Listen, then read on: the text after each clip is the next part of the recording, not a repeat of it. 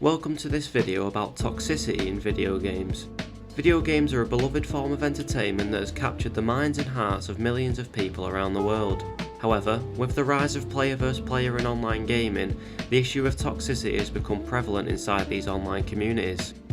Toxic behaviour in gaming can take many forms, including harassment, verbal abuse, sexism and racism, as well as threats of violence. In this video, I will be discussing the types of toxicity while focusing on its respected game communities, using academic theories to analyse the cause and effect this type of behaviour creates. What is toxicity in video games and why has it become such a problem? Well, toxicity has many forms, although the Google definition reads, the quality of being very harmful or unpleasant in a pervasive or insidious way. This type of behaviour has become synonymous with the gaming industry, essentially inevitable in any form of online gaming community you partake in. However, this wasn't always the case, as before the internet and online gaming was so prevalent, the only way to enjoy this form of entertainment was in person, like at arcades and gaming centres, or of course with your own single player device at home like the Game Boy, Nintendo NES and Sega Genesis. These types of environments simply didn't allow for toxicity to the extent it can be seen now, as people indulge in these practices simply to have fun. However, with the abundance of choice and overstimulation gaming can provide to users now, it's no surprise the antisocial behaviour is such a common practice in the online space. Toxic behaviour in video games can be represented in many different ways. Examples being flaming, displaying hostility towards other people by insulting, swearing, or using other offensive language. What the fuck? What the fuck? It is very funny, I'm sorry. Hey, we should all run in front of Killer when he's trying to shoot his RPG. That bitch. Bro, you sound like a bitch. At least I don't play with Barbie dolls. Nigga ain't even one. But you probably still watch Toy Story. This is quite self-explanatory, however it is most common in games and matches that affect your overall rank, like CSGO or ranked play in Call of Duty, due to your in-game rank being put on the line. Griefing, with the definition referring to playstyles where a player intentionally disrupts the gaming experience of other players. An example of this can be intentionally destroying someone's hard work like the house in Minecraft just to garner a reaction from them. Don't get that! Don't get that! Don't get... For God's sake, What? Why not? Did you really fit Courier? Can you stop it? Stop it! Some men just want to watch the world burn. As well as trolling, when players go out of their way to annoy everyone and make other players rage, which can be seen in games like Call of Duty, where someone can kill their own teammates to intentionally lose, or League of Legends, where you can kill yourself over and over again, giving the other team a larger advantage, which is also called feeding. Fuck you! Fuck this game! Whoa, hostility. Shut the fuck up! Come at me, bro! I'll beat your fucking ass, you fucking bitch! These types of behaviours are a common practice amongst many in the world of gaming, with the sole purpose of getting a reaction from other players, whether that be for content, personal enjoyment, or to simply disrupt other people's gaming experiences.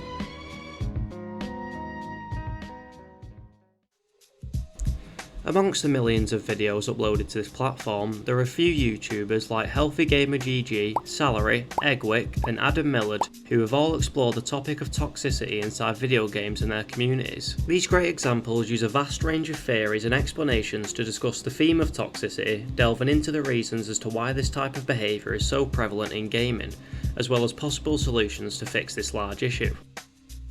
Eggwick's video does a great job at explaining the reasonings behind these players' motives for being toxic, like the anonymity online games provide. Quote, "It's so easy for players to be toxic because they have barely any repercussions. You could say the most vile and disgusting stuff and the most you'd get is a ban on the account," end quote. As well as the point of, quote, "You can even change your username over and over again to hide your past actions and reputation within the community," end quote. This can be summarised by a great quote from The Positives and Negative Implications of Anonymity in Internet Social Interactions by Kimberly Christopherson. Quote, accountability cues inside anonymity and diffusion of responsibility which are assumed to decrease the likelihood of being held accountable for engaging in anti-normative behaviours. Thus, these cues can lead to a decrease in public self-awareness, end quote. Players love to hide behind their usernames because had the situation been in real life, they most likely wouldn't say or do the things they preach online due to the fear of embarrassment or repercussions that may follow. Egwick goes on to make another great point about the disconnect some players can have when immersing themselves inside the game. Quote, I guess players sometimes forget that there's an actual person behind the screen. Over the course of many games, it can become easy to disassociate other players with actual human beings, because of the sheer amount of random teammates you play with, end quote. Another great video that details toxicity inside gaming communities is Adam Millard's video, It is Possible to Fix Gaming Toxicity. His initial points are related to the communication aspect of online games and how these can be used in positive and negative ways, stating, quote, communication systems in games are complicated. Without them, we lose the crucial feeling of cooperative and competitive pressure that makes multiplayer games so fun. However, they also enable a bunch of unfriendliness and toxicity that can drive players away from games they'd otherwise enjoy, end quote. The main two ways of communication in games are text and voice chat, which in turn makes them the worst offenders for allowing these types of behaviours to happen.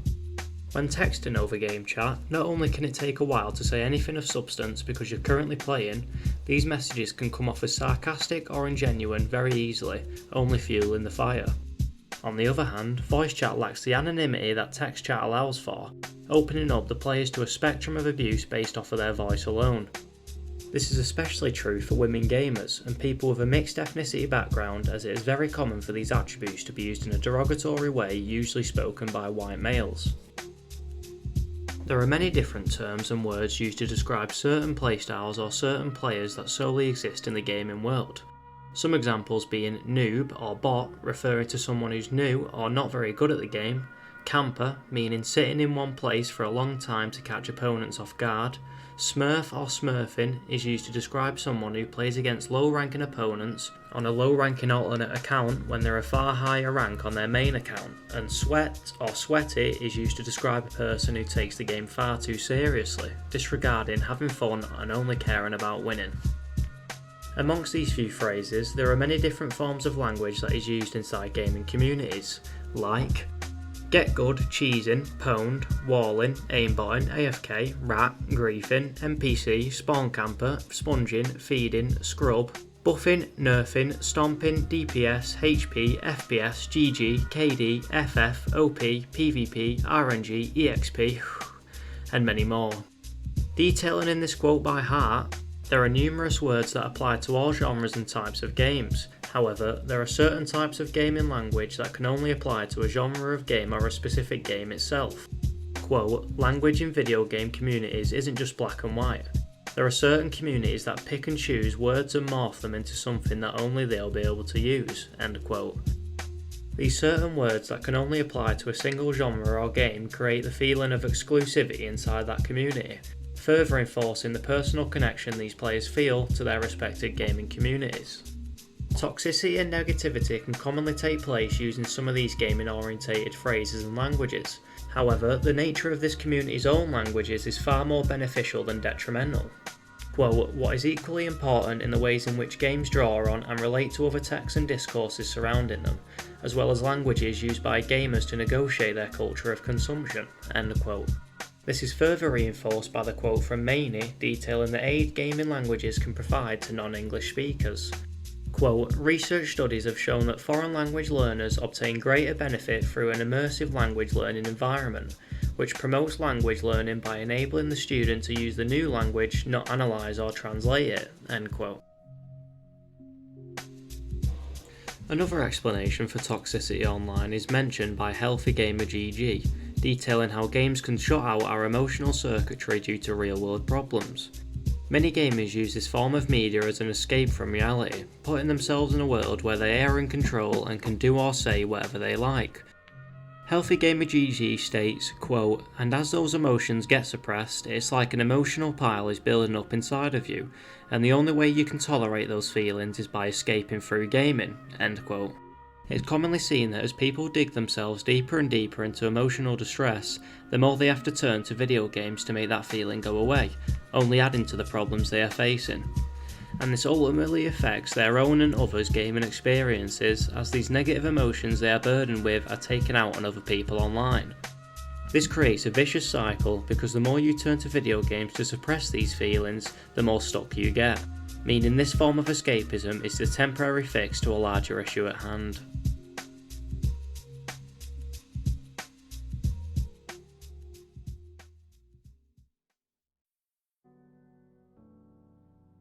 For this gaming community comparison, I will be focusing on two largely popular online multiplayer games, League of Legends and Overwatch. Both these games are great examples for comparison due to their largely competitive player base and environments, and both game communities have been known to have issues with toxic behaviour among players, however they do differ in their approach to handling toxicity. Both these games also have unique ways in rewarding and punishing players compared to other gaming titles, which I will be further detailing inside this comparison section.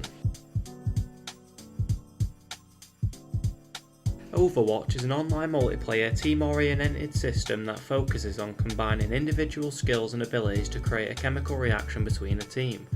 That places a large focus on various punitive measures in order to minimise unruly or toxic behaviours. Quote, the lead designer of Overwatch, Jeff Kaplan, has successfully curbed toxic behaviour compared to other games in the genre. This seems to be at least partly due to the implementation of an endorsement system in addition to the usual punitive systems used to curb toxic behaviour in online games. End quote. This is achieved using a few techniques, like providing a statistics screen for each player showing previous matches, most notable performances, statistics inside the game, and how many suspensions or bans they have received. As this one public feature is now by default set to private, it could be seen as a form of self-discipline for the player, establishing a constant feeling that the user is always under the disciplinary gaze of the game. The next line of disciplinary defense is the hero select screen, where the player chooses a specific character inside a role, giving them clear guidelines on the job that the role entails. Quote, these behaviours can be seen as moulds in a disciplinary sense, and there are accompanying techniques and mechanisms which serve to shape a player to that particular mould. End quote. Other areas of play that deter players from being toxic is the way matches are played inside the game. Public chat is used in every match to communicate with your teammates, which can further implement a change in behaviour or playstyle at the request of their team. Sometimes, of course, this demand of performing better can be seen as toxic behaviour in itself, although through shaming, these comments serve the purpose of normalising judgment, which is a key element of disciplinary enforcement. Furthermore, while reporting systems is not unique to Overwatch, it is noteworthy how it has been included into the game's informal social disciplinary procedures. Quote, in Overwatch, like most online multiplayer games, players are able to report others for bad behaviour. Players can report others for 6 predefined reasons: abuse chat, gameplay sabotage, bad battle tag, spam, inactivity, and cheating. After reporting another player, one may receive a notification informing them that the disciplinary action has been taken. Importantly, the player is not told what action was taken. End quote. The last area of focus is on the post-match elements in the game.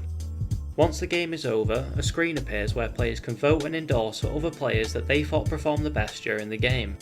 This allows the players to recognise exemplary conduct for players demonstrating sportsmanship, being a good teammate, or for shot calling. The system also allows players to vote for members of the other team as well, which is a rare function in post-match rating systems seen in games. Overwatch's reward/penalty system is far sturdier and more robust than other game systems, allowing players to support one another for teamwork and good sportsmanship in an effort to foster a positive gaming atmosphere.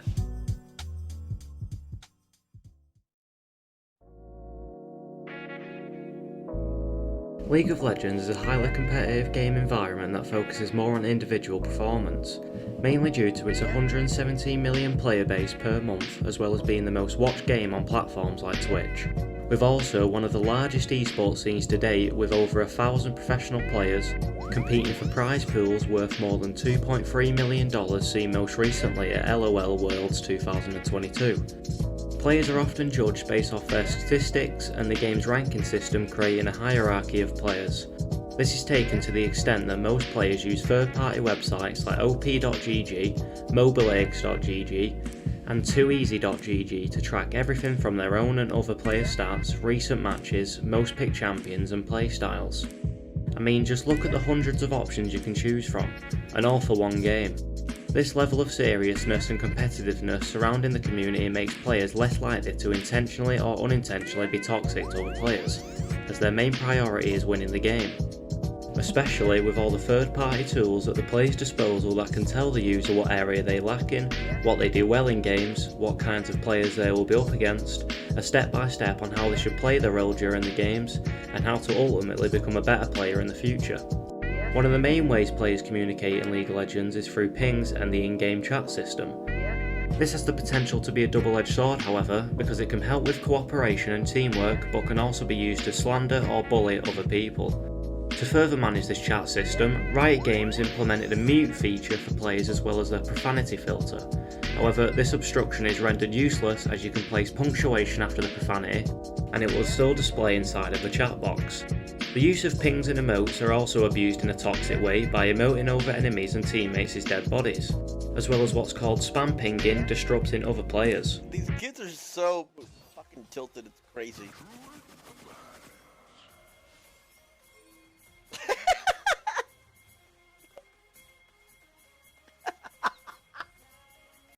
Another potential area for toxic behaviour is before the game starts, in what's called Champ Select, where players select their desired champion of choice for the match.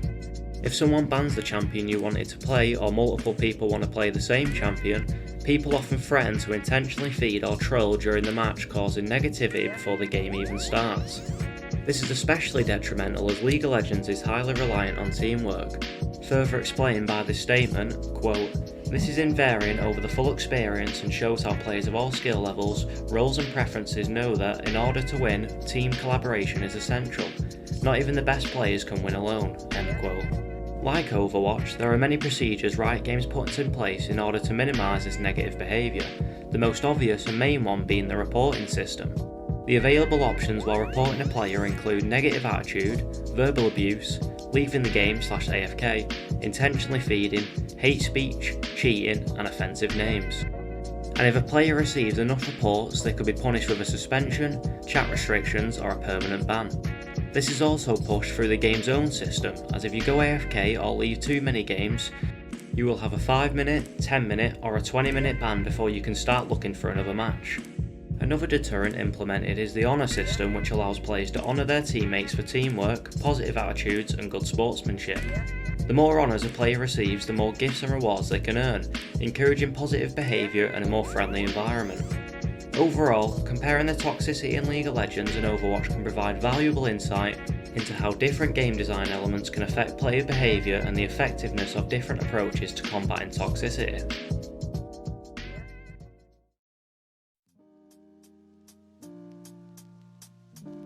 When focusing on the larger problem as a whole, there really isn't a defining solution to this problem. You could be stricter with bans, however players will always make new accounts, or you could ask players to enter a phone number when creating an account, although this creates extra work for the developers and creates another barrier to entry. However, like some of the points mentioned in the game community comparison, there are extra measures developers can take to enforce positive behaviour inside these online communities. There are a lot of other methods that can be implemented to ensure a friendly environment, like encouraging feedback and communication, especially if developers use ideas and feedback given by their community and implementing them into their game, giving the players a more enjoyable experience. Another obvious yet simple implement is developers leading by examples themselves, taking a firm stance on toxicity, setting the tone for the rest of the community, which could be achieved by a reward system for being positive, an in-depth penalisation system for being toxic, a code of conduct where users first create their accounts, and safety measures in place like a mute feature, report feature, an honour feature, giving the users more of a reason to remain positive. Another step developers could take is using YouTubers and Twitch streamers who mainly play or have a lot of involvement with a certain game, mainly due to the audience they have garnered and influence over a part of the community which most likely also play the same game as the creator. This wave of influence is apparent in this quote by Johnson detailing the extended lifespan and resurgence of a game just by a content creator streaming it to their audience. Quote, "We show that Twitch and live streaming are transforming the standard distribution of visibility across competing games within this sector, the life cycle of games and the communities that surround games, as well as the purchasing and leisure time preferences of those communities." End quote. So to conclude the points I've made in this video, the main question is, why should you care? Well, for you personally watching this video, you might not have experienced or care about the toxicity in your game of choice's fanbase.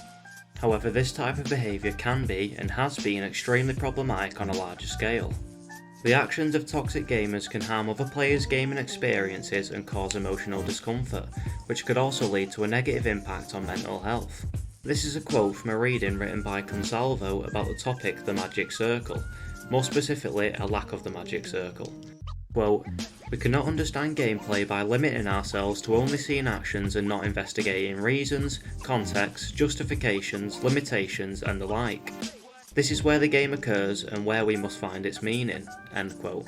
It focuses more so on understanding the game itself, however analyses elements like context, justifications and reasons, which are all even more present when trying to theorise the reasonings behind players' toxic behaviour.